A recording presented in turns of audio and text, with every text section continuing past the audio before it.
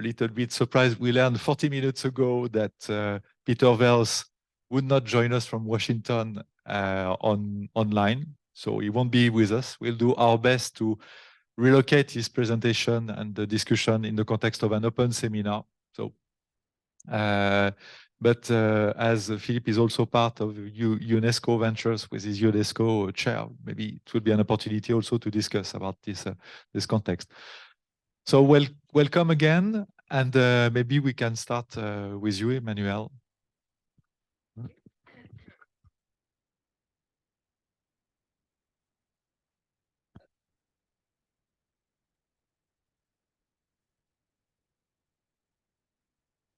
Hello, 1, 2, okay. Excellent. I have about 10 people in the room and the others are taking a nap. So of course I'm starting, right? So thank you very much for inviting me. Time is of the essence, right? The space is very different from what I expected too. So, well, we'll see how it goes.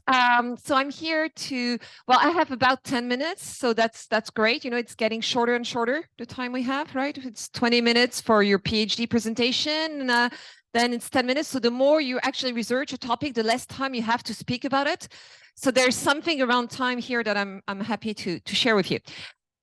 Just a little things about my background. It's very enthusiastic for me to see, well, I was about to say so many people, but most of them are still having a coffee. But, you know, the key representatives of the research on group of collaborative spaces.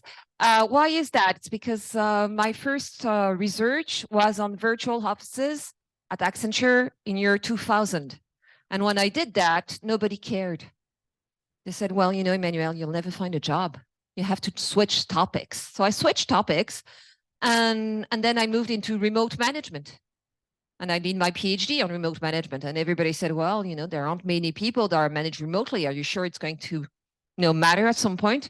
Okay, so it does. And all the vibrant work you're doing and all the really interesting talks, it was so hard for me to decide which, you know, which workshop to attend because I just wanted to hear them all.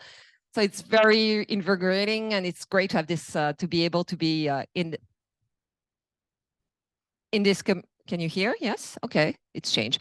Oh, it's because you decided I speak too loud. Okay, it's okay. No, that's fine. That's fine. It was just to wake them up. You know, it's not really. Yeah. Okay.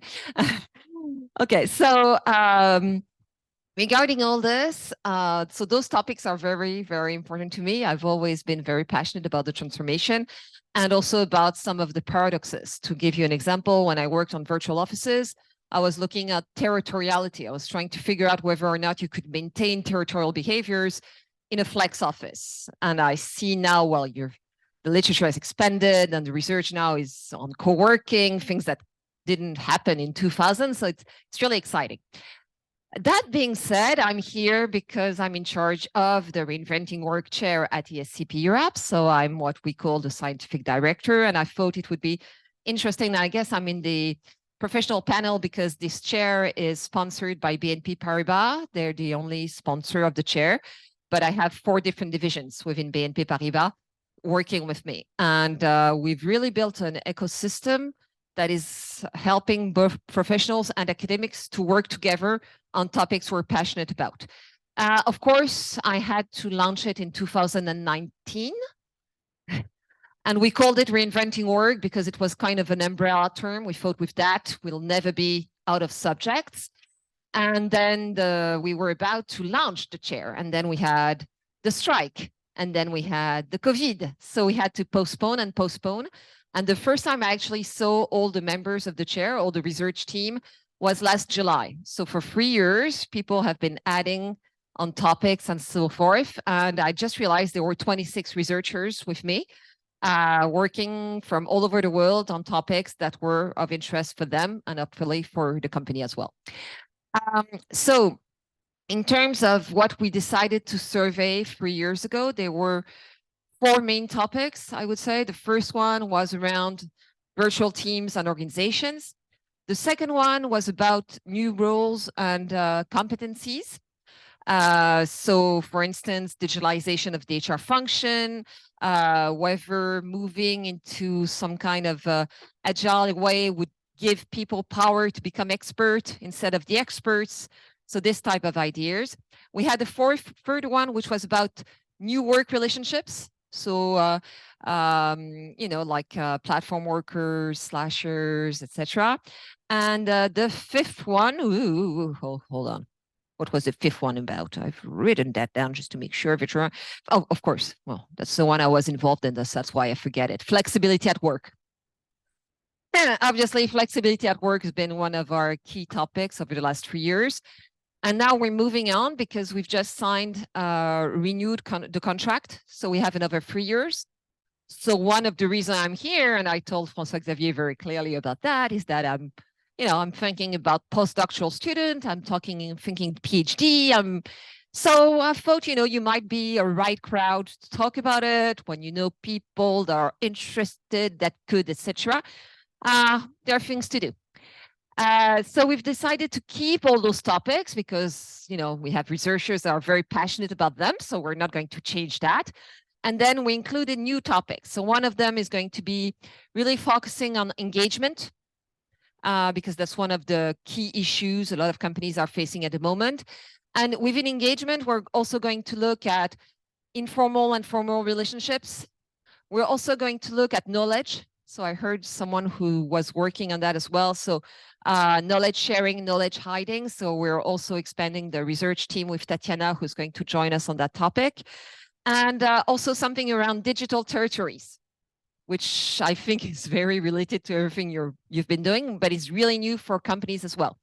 So in digital territories, obviously, we're talking about Web3 and things like this, but I'm also really interested in exploring how people deal with this digital workspace and try to, use what they would do in a physical space. How do you maintain some kind of privacy? How do you adapt to working remotely with those devices? So digital territories can be also on co-working. It's very open. So what I would like you to know is that it's a very open chair. So basically, how does it work? So those are the 3 key topics. And those 3 topics were already ready to launch 3 new research projects. We have about 14 already. So it's 3 new research projects.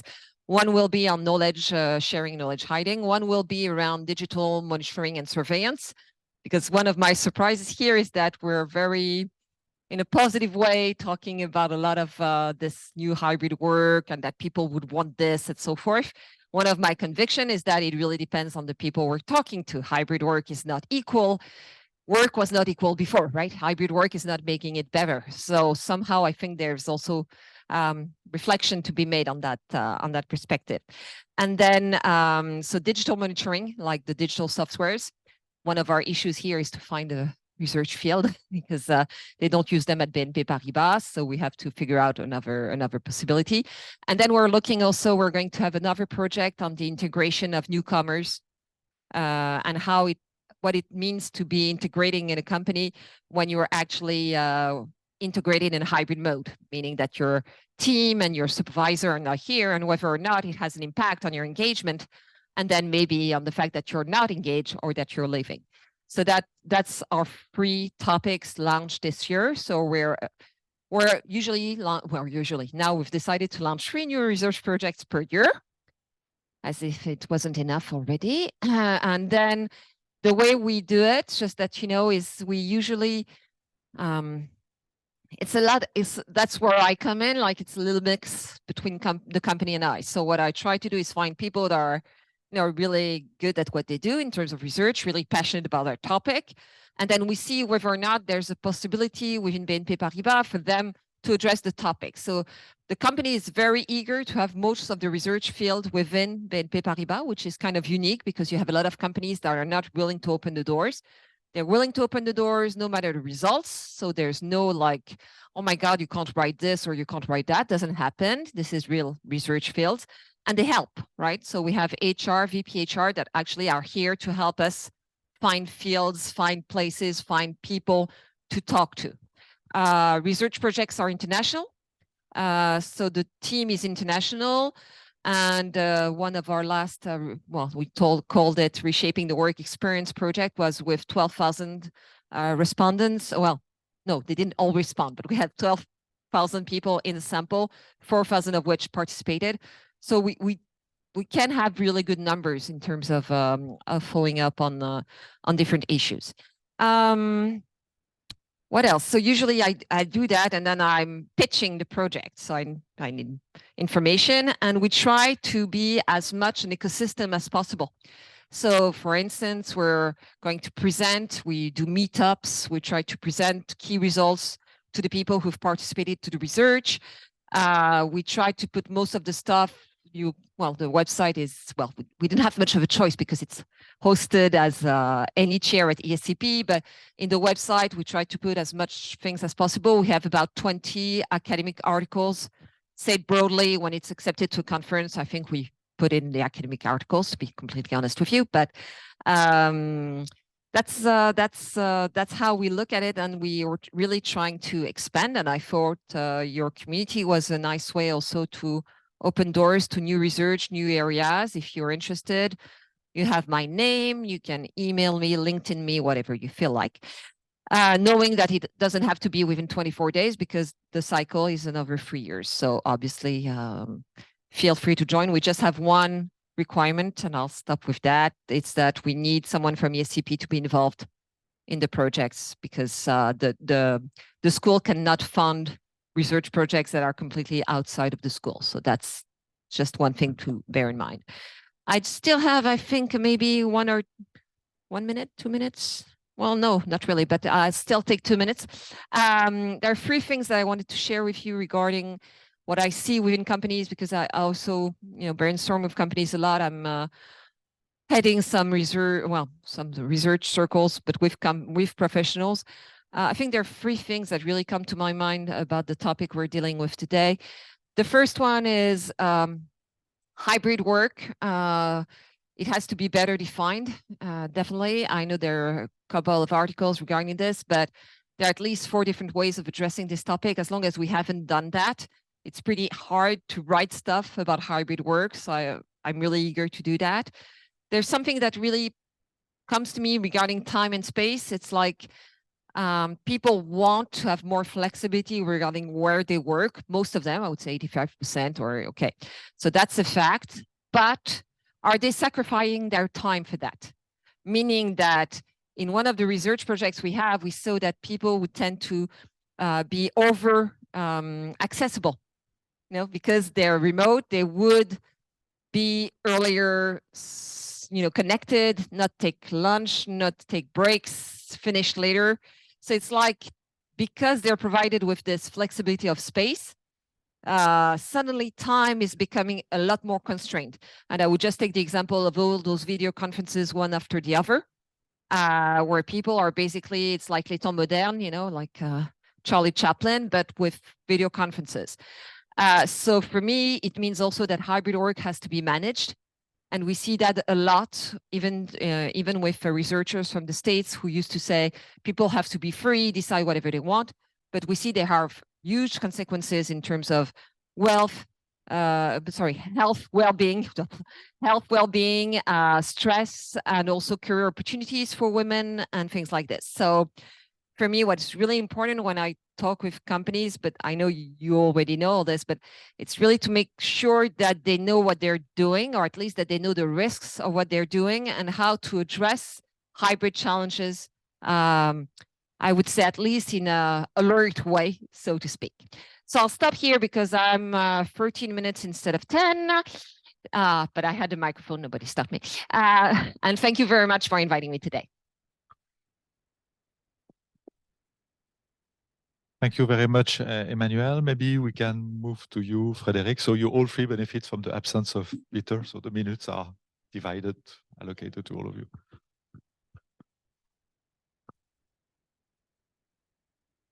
Thank you for this invitation. Thank you, Emmanuelle. It was quite interesting to listen to you. I'm Frédéric Petitbon. I'm a consultant, management consultant by design. I was educated as a sociologist. I'm working on change management and organization for quite a few years. My last book is about fast learning companies. And I do love the what's going on in companies. It's so interesting, so innovating. So, and that's what I would like to share with you.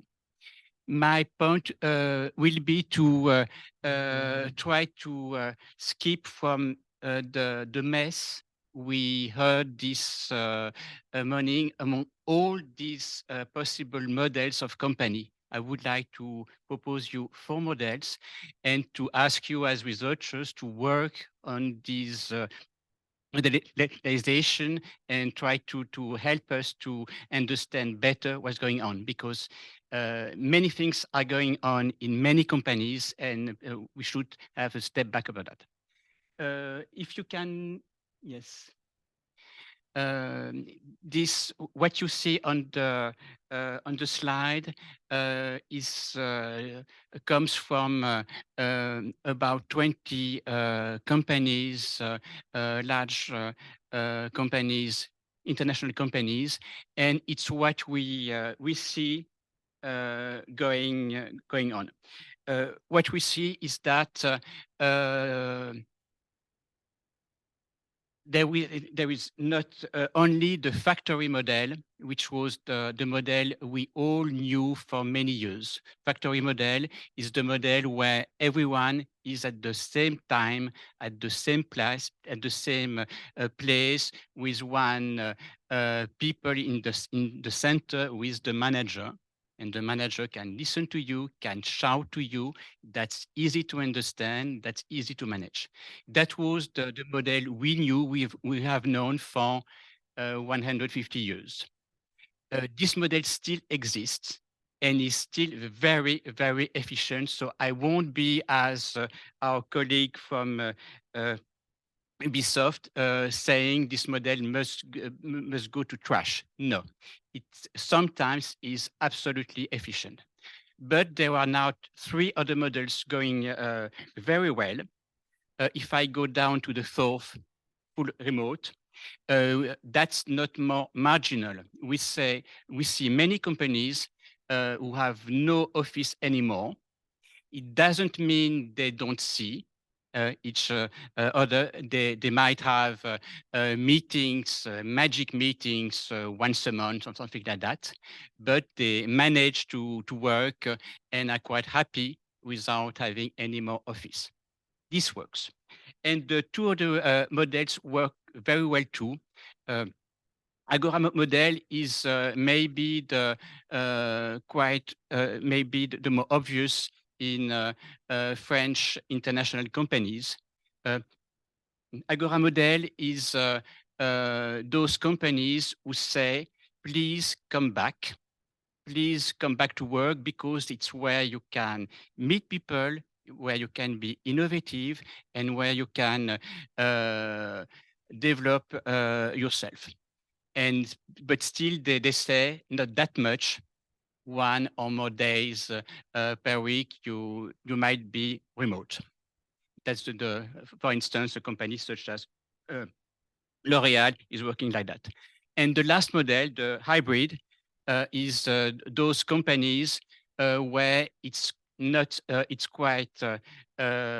not obvious in a meeting to have all the people coming with the same way, or remote, or in presence. Everyone must be somewhere, and it's quite exceptional. You have everyone with the same way.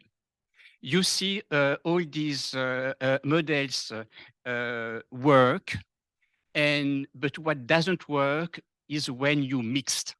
When you have, and what doesn't work is when it's not explicit. I take once again the example of L'Oréal.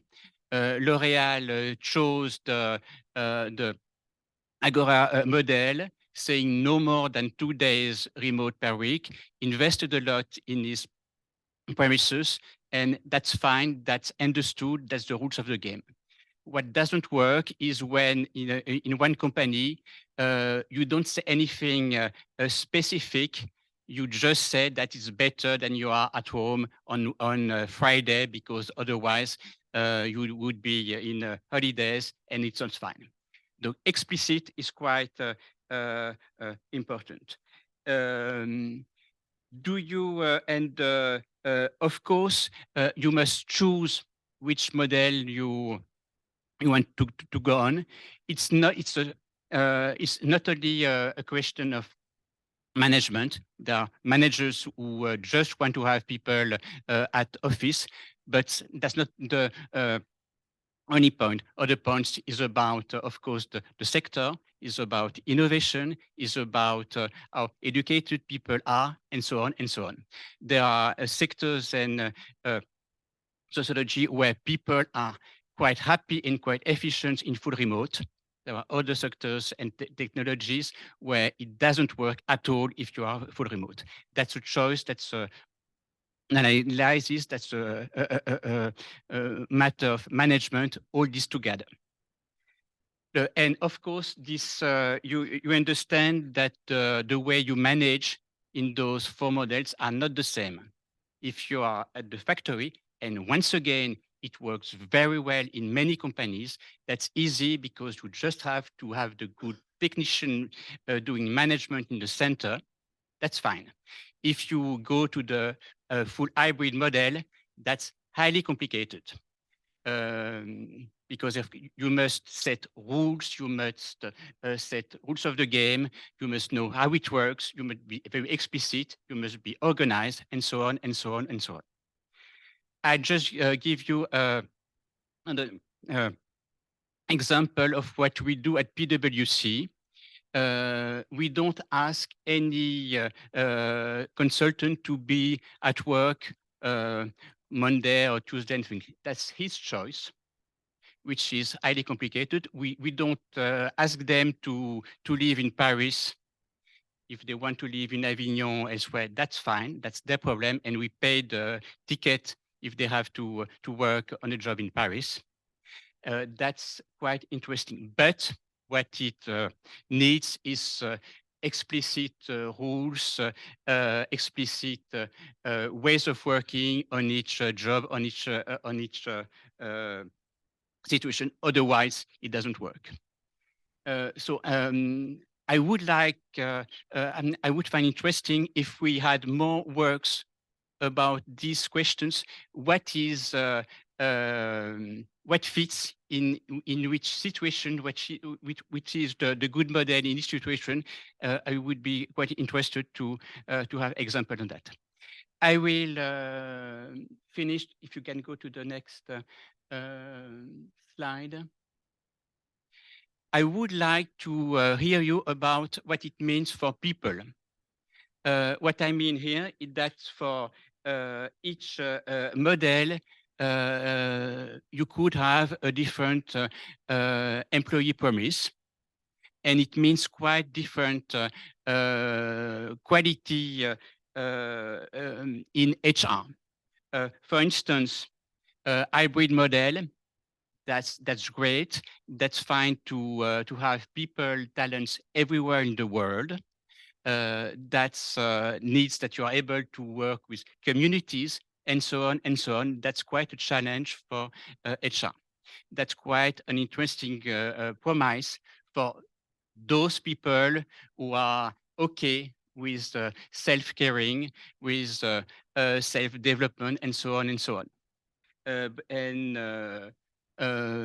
We can take these questions for all those models. You know that there is quite a big deal for HR to adapt to those models, to explicit the way they manage their people, to explicit the management way, and to explicit the promise. So, and I would like to listen to what you see in this emerging world about these different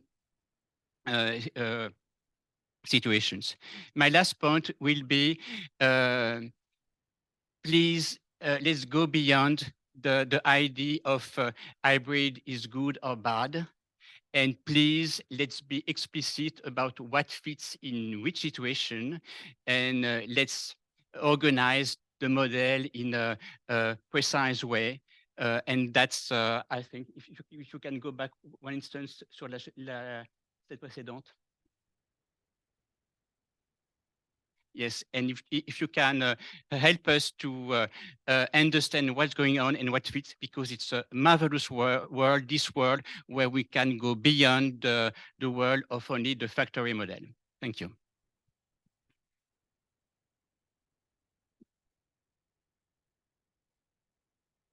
Thank you very much. And Merci. Yeah. Donc, c'était un petit diapo. Okay. Well, thank you for being there. Even if we are late, I will not stand and do my magical face-to-face presentation. I will not change the configuration of the. Nevertheless, I will speak about some kind of marginal and disturbing way of looking at things. First, to introduce myself, I'm here. I will not speak of myself. I will speak of the UNESCO chair I'm co-chairing at ICN in Nancy. I mean, that chair is labeled Art and Science for the Sustainable Development Goals, of course, UNESCO chair. When I say art and science, we are located in a business school. And of course, science, we are not talking about biology or physics or math. We are talking about organizational sciences, which could be related to natural sciences or other or social sciences, of course. But we don't deal directly with other science, that organizational sciences. So in that way, we are concerned by work, of course, and my relation to the time and space issue in work will be, I hope, slowly appearing through my presentation. So if we can move a little bit. So first, I will just introduce the chair very briefly, and I give you 2 examples of what we do. It's only 2 examples. I won't go into all our activity because it's too broad and not very efficient. But I will give you 2 examples of how we do what we try to implement, and then I will end by trying to explain in which research theoretical field we are located. I think it's very important to understand the evolution of work and the different trends into consideration of works. So first is the chair. If you can, yeah. The chair is, you can read its mission. The mission is very simply, it's simply to say, but more difficult to implement, is to integrate all what is in the side of art, symbolism, imagination, imaginary, to integrate those understanding of reality with the rational understandings of reality. So not to separate them, but really go into a holistic knowledge, holistic understanding of what is the organizational reality. We have a mission of being very efficient, having an impact. So we try not to be purely research oriented and publish very abstract and never read articles, but to have action research always.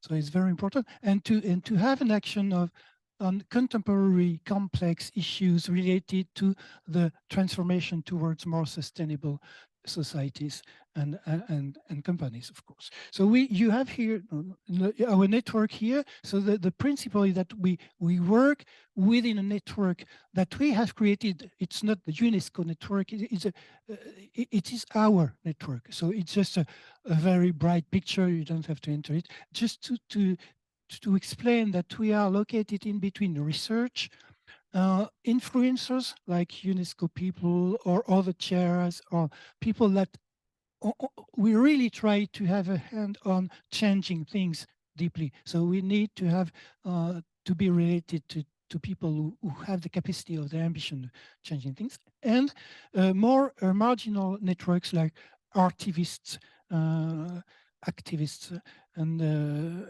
or artistic researchers or artists directly, and also, of course, teaching because we are a chair, and this chair, UNESCO, as in its chair, has a mission of transferring research into teaching. So you got a very simple schema about how meaning is related in our consideration. Just to say it very briefly, we are focused on meaning organizational, meaning in organization, not organizational meaning, but meaning, and how can we re-give meaning to things, to work. Rebirth of work, which is the title of the seminar for us is mainly re-giving meaning, deep meaning to people, to work, to management, organization, and so on. So if we can move to the first example of what we do, the first thing we are exploring this role of imaginaries. When I speak of imaginaries, I'm speaking of deep psyche patterns.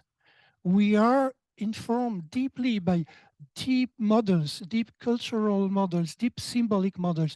You can relate them to psychoanalysis, you can relate them to tales, ancient myth, you can relate that to humanity history, you can relate it to whatever you want. But we are talking about those deep, informal, unconscious, very often, models that we have in mind.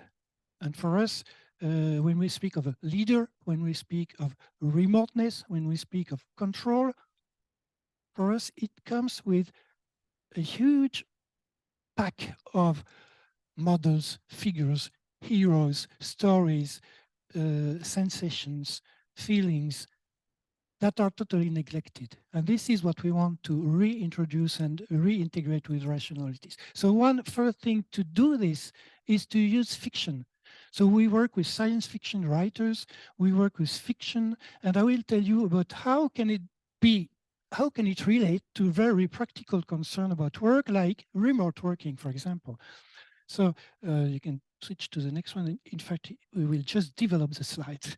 So we took the example of a real guy. He's a boss. He's the owner of a middle-sized enterprise, or well, more small than medium, 50 people. So he's the founder, the owner, and the top manager. And he decided in some 6 years ago, I think, for promoting distant work that was not at that time so much loved by bosses, he decided to went as the boss of his own company, to went on a desert island on total autonomy, technological, sustainable, personal sustainability, everything. He was totally alone and on his own for 40 days of distant work. And he published a lot about his experience on the internet, on the social networks, on blogs and everything during these 40 days. He called himself, his experience, a Web Robinson. So we studied that experience, and we studied not only his experience. I mean, we didn't study his experience. We studied his narratives, because we were not there with him. Nobody was there except a dog. You'll see it. And so we studied his narrative. We studied this. Our data was semi-fictional. It was like reading a book, reading a novel, but it was real facts. I mean, apparently real. Nobody checked. So we studied that, and we studied also how it was received by the readers or the internet people or the community that grew around him. And you can read here some excerpts of some sentences of himself, and then what we learned about that. What is interesting, he was a remote worker on a desert island. That was like paradise. You can see the picture. It looked, and people were telling to him, "Well, don't bother us with your desert, your paradisiac island. We are just trapped into jam in Paris or elsewhere." So, but at the same time, he was totally trapped himself into work. And he was explaining how sometimes, and I think you have a quote here, like sometimes he just closed his computer and went working around the island to feel a little bit on an island and not at work. So you had this paradoxical feeling of being totally free and an explorer and an adventurer, and at the same time being totally trapped as a prisoner at work behind the screen. We discovered that this and other, you can go jump to the next slide, with the findings of this were that in the imaginary of the ordinary remote worker, this is strongly effective. We picture ourselves, and I say we because I happen to experience that, and probably yourself during the lockdown, but even in ordinary times like now, we are alone on our island. So we feel ourselves like the explorer, the adventurer. We deal with every technical problem or any domestic problem, any child management or dog management or food management. At the same time, we are dealing with a meeting, a very remote, distant, very complex meeting. And so we are the explorer, the adventurer. And at the same time, we are the prisoner behind our screen. So we could read with that in those fiction, in the semi-fictional representation of our work, something that is being known about remote work, that is a paradoxical situation, a paradoxical feeling between connectivity and loneliness, between autonomy and jail feeling.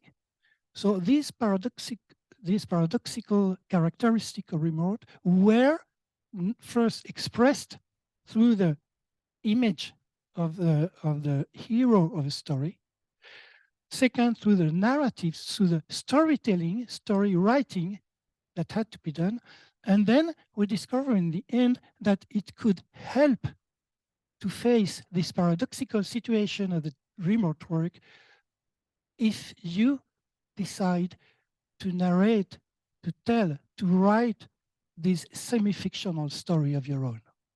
Totally differently than staging your intimate feelings or events on the social network, but rather like a fiction author, write the novel of your remote working life. So that was the first thing. And then we went further into the next step in this fiction, so you can please go further.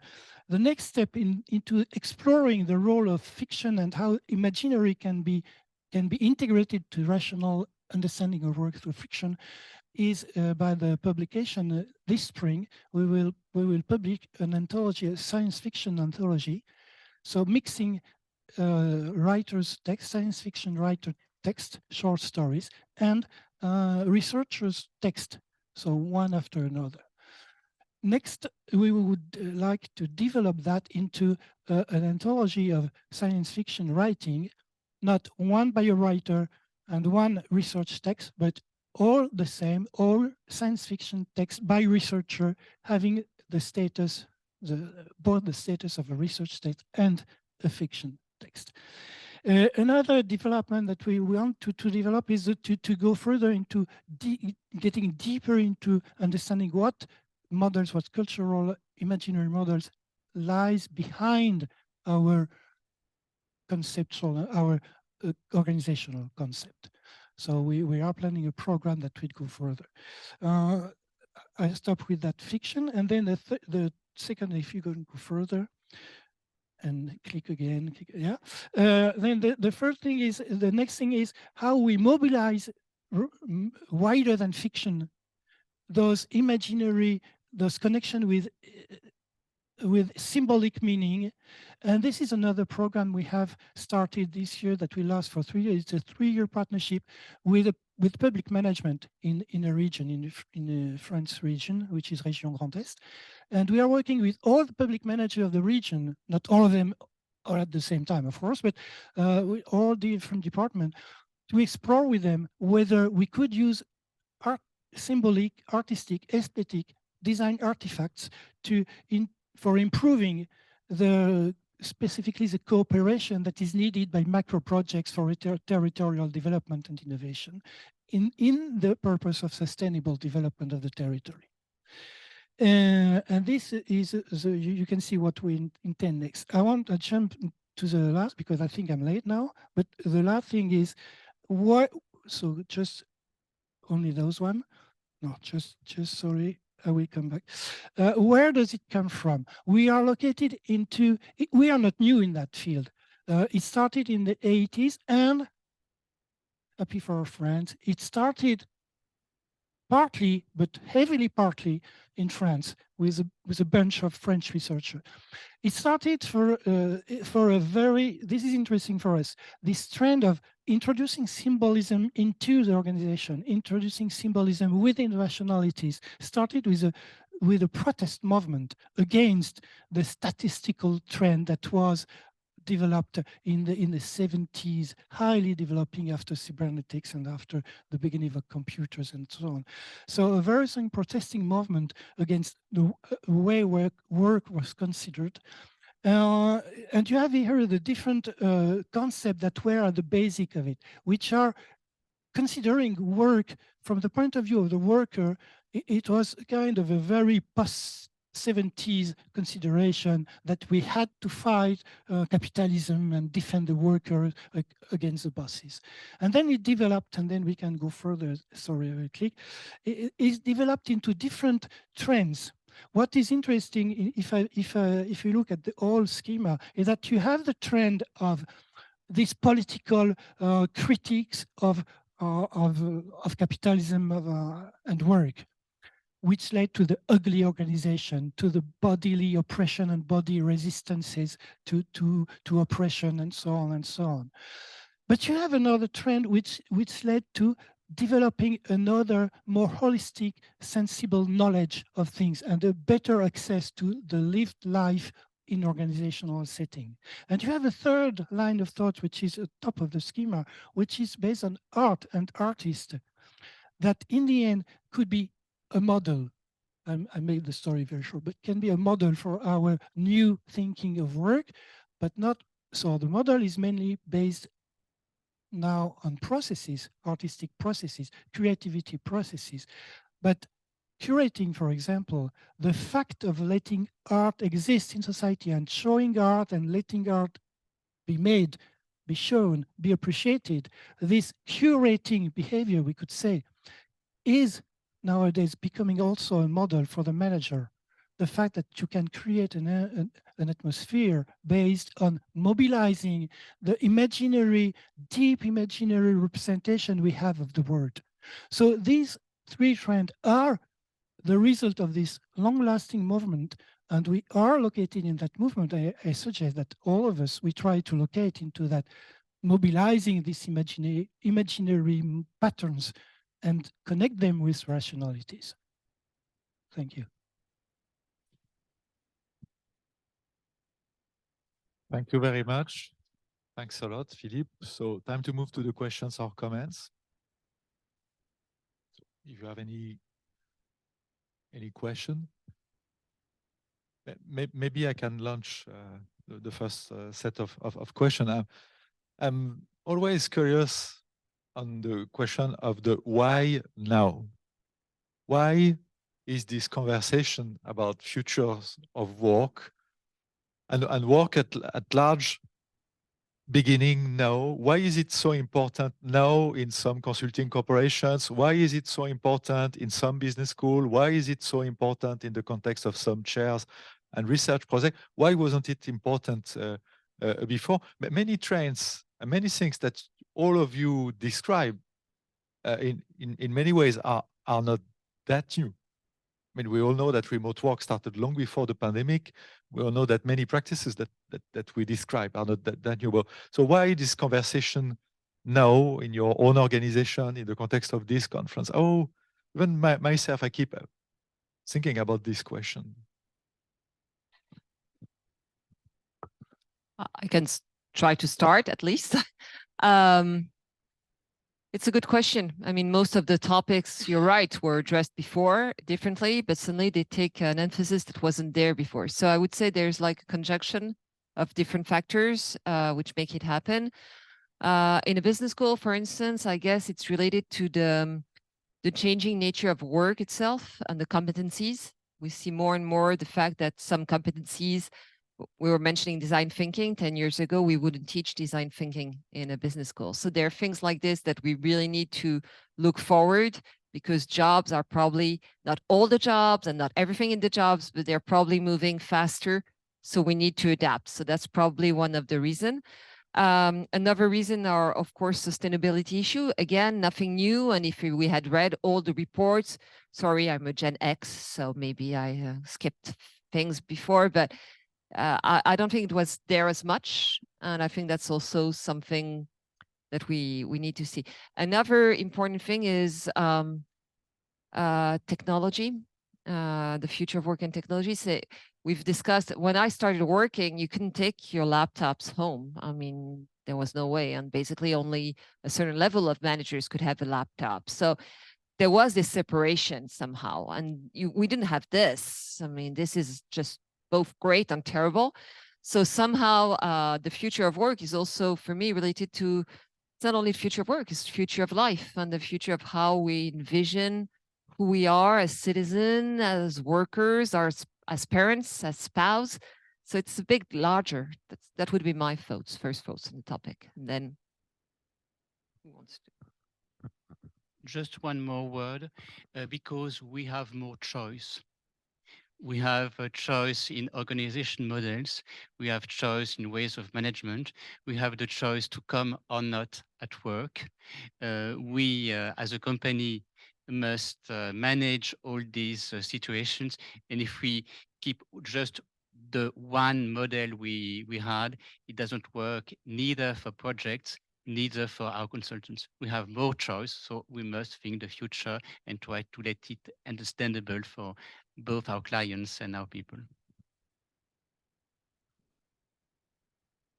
Time for one word more.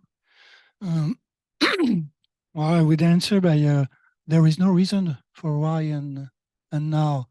It's an endless conversation. And if we focus on imaginaries, I was struck in the panel before that some people were talking about very important issues as if nothing was behind them, deep in them, as if they were discovering things. When you read that schema that I show, you discover that those guys in 75 or 81 or 82, they were already discussing all that. And your recent book, you're explaining that in between 41 and 45 or around 45, everything was already discussed, even technologies and digitalization of organization and hybridization of organization. It's a never-ending conversation that we need to have. So for me, it's not now. It's just that we have to be in a conversation, and stopping the conversation is giving the power to the given order, accepting it without living. Other questions or reaction for the people online or on site? Yes, I know we are very, very late, but yeah, let me abuse of the privilege of the situation of holding a microphone and the privilege of being in this silence. So I'm really intrigued by this topic of future of work. I find fascinating what's behind, and more and more I wonder if the most disruptive things is not in imagination itself. We are in the middle of a lot of imaginary movements, new images that are extremely disruptive about work situation. I don't know if they are a reality, but when I open a management magazine or I watch the TV or look at social media, the way work situation is staged, the kind of images we see since the pandemic has never been more disruptive. We cannot hide at home. All images show us people that keep working in all the situations that we could imagine before. And so, and in a way, all the space for imagination is covered. So I don't know, maybe we can conclude with that and with a very short comment about that. What is your view about all these imaginary products about work? I think we're fortunate to be able to ask ourselves this question. Just bear in mind that when you were talking about, well, factory model, people would work 6 days a week, 12 hours a day. And basically nobody was really thinking about the future of work and so forth. So I think it's a privilege to be able to have this conversation. And even today, it's a privilege because there are very few of us that are that have the chance to read, discuss, think about all this. And we still have a large majority of the population for whom I don't think the future of work has changed that much over the last decades.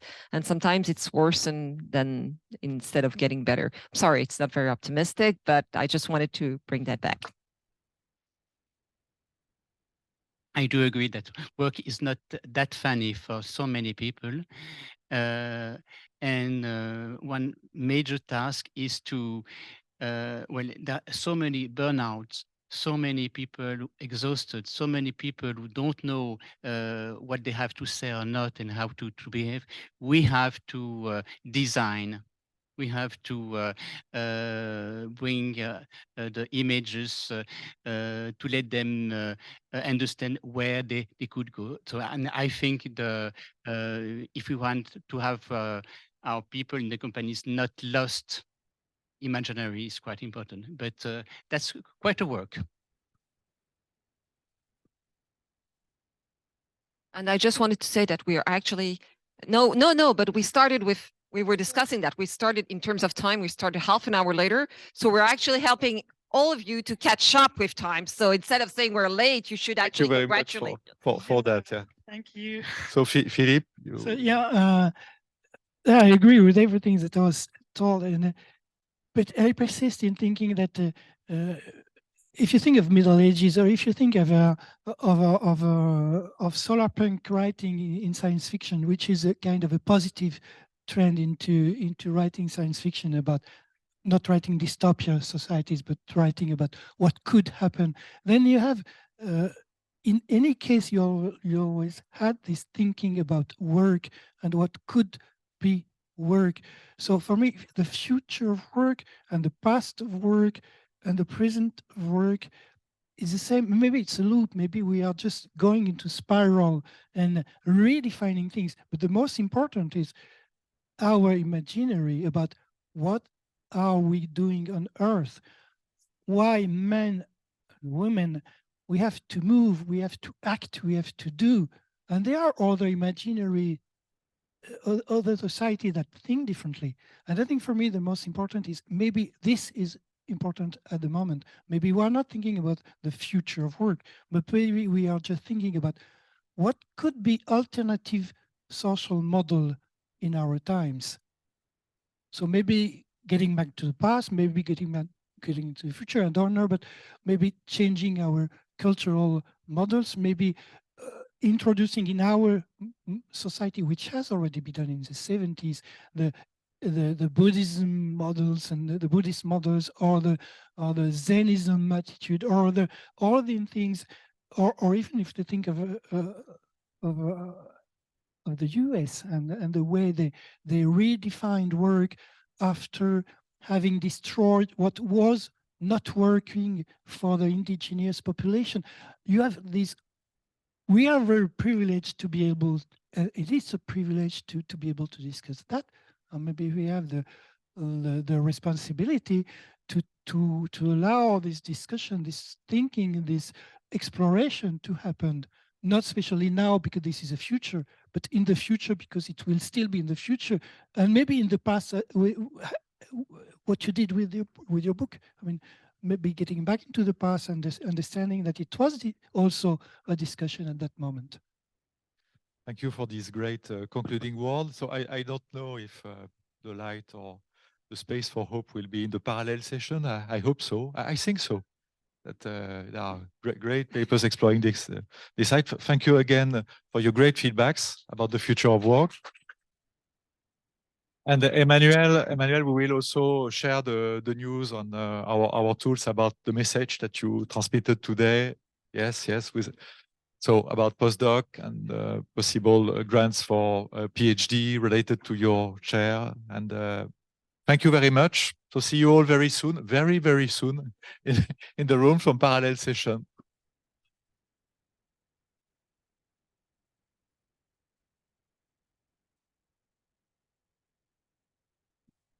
Merci.